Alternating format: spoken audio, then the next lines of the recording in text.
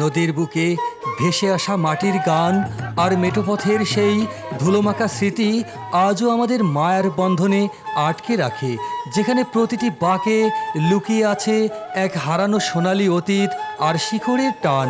গ্রাম বাংলার সেই হারানো দিনগুলোকে নতুন করে আপনাদের সামনে তুলে ধরছি আমি তৌফিক রানা।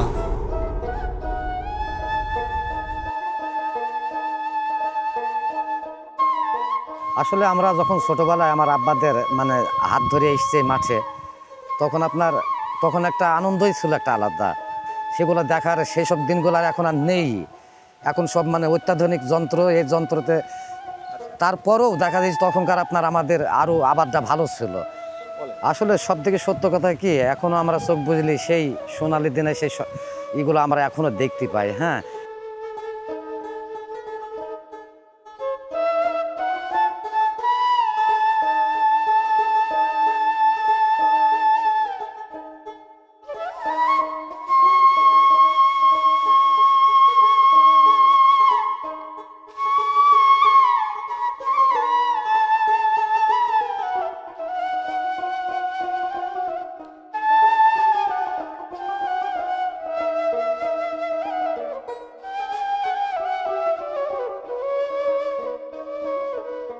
মাঠে লাঙ্গল চষার ক্লান্ত দুপুরে ঘরের লক্ষ্মী যখন পরম যত্নে মাথায় করে খাবার নিয়ে আসেন, তখন ৮০ দশকের সেই চিরন্তন দাম্পত্য ও ভালোবাসার রূপটি জীবন্ত হয়ে ওঠে।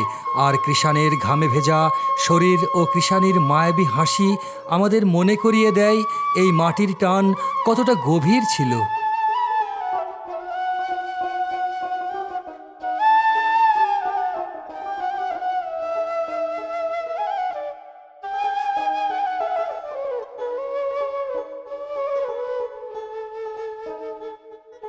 দেখছেন যাদের, তারা এদেশেরই গর্বিত নাগরিক, যাদের আরেকটি নাম রয়েছে কৃষক।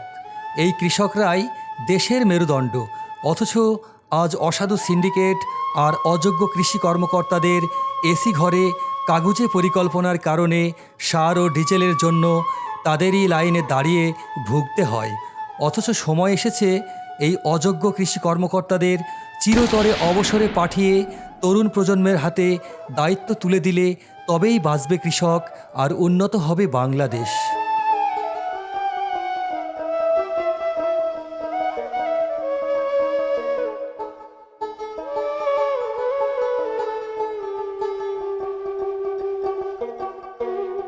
ওটা রানি ওটা ওটা ভাই বারবা বারবা বারবা বারবা আজ ঘুরছি বারবা বারবা ভাই তাহলে ভাই ভাই ভাই ভাই তাহলে ভাই ভাই ভাই ভাই তাহলে ভাই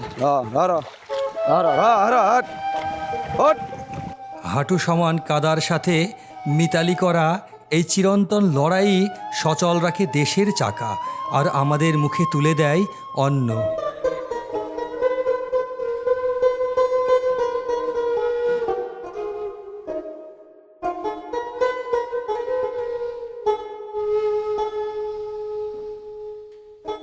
১৯৫০ সালের মৎস্য সুরক্ষা ও সংরক্ষণ আইনের ধারা অনুযায়ী কারেন্ট জাল ব্যবহার করা সম্পূর্ণ দণ্ডনীয় অপরাধ জেনেও বছরের পর বছর একদল মানুষ ভৈরব নদীতে নির্বিচারে মাছ ধরে চলেছেন। অথচ অযোগ্য মৎস্য কর্মকর্তারা হাত গুটিয়ে বসে শুধু সরকারি বেতন খাচ্ছেন। তাদের এই চরম দায়িত্বহীনতায় আজ আমাদের দেশীয় মাছ বিলুপ্তির পথে।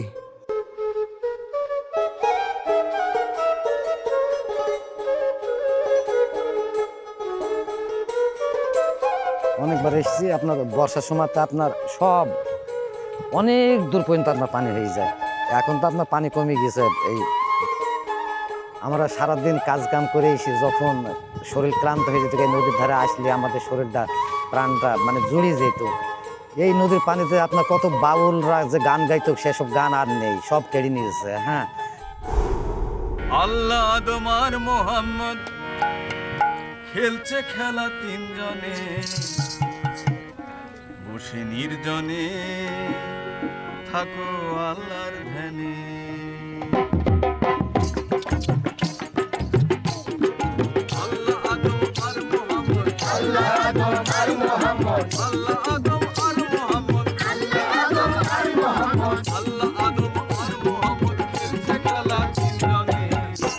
বসে নির্জনে থাকো আল্লাহর ধ্যানে, বসে নির্জনে থাকো আল্লাহর ধ্যানে, বসে নির্জনে থাকো আল্লাহর ধ্যানে।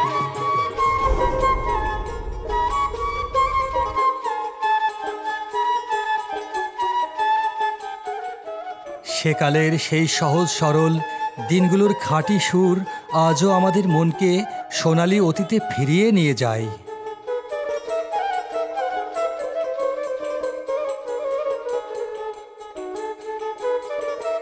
কাঁধে ঝোলা নিয়ে গ্রামীণ মেঠো পথ ধরে ছুটে চলা ডাক পিয়নের সেই চেনা রূপ আজ শুধুই এক সোনালি স্মৃতি। প্রযুক্তির ছোঁয়ায় আজ হারিয়ে গেছে প্রিয় মানুষের হাতের ছোঁয়া মাখানো চিঠির অপেক্ষা আর রানারের সেই চেনা ঘণ্টা।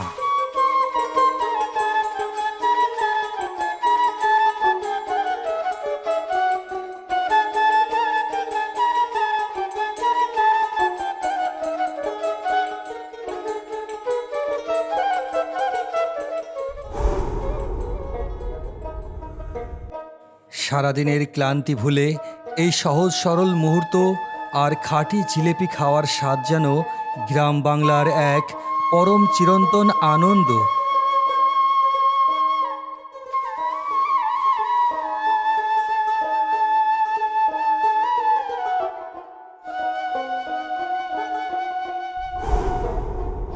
ধীর পায়ে চলা মহিষের গাড়িতে চড়ে গ্রামীণ মেঠো পথ ধরে কুটুমবাড়ি বেড়াতে যাচ্ছেন কৃষাণ কৃষাণী।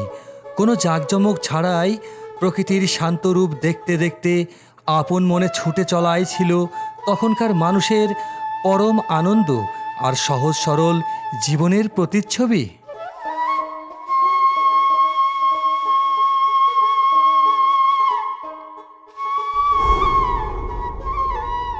সময় তো নদীর মতোই বয়ে যায়, তাকে তো কেউ আর আটকে রাখতে পারে না।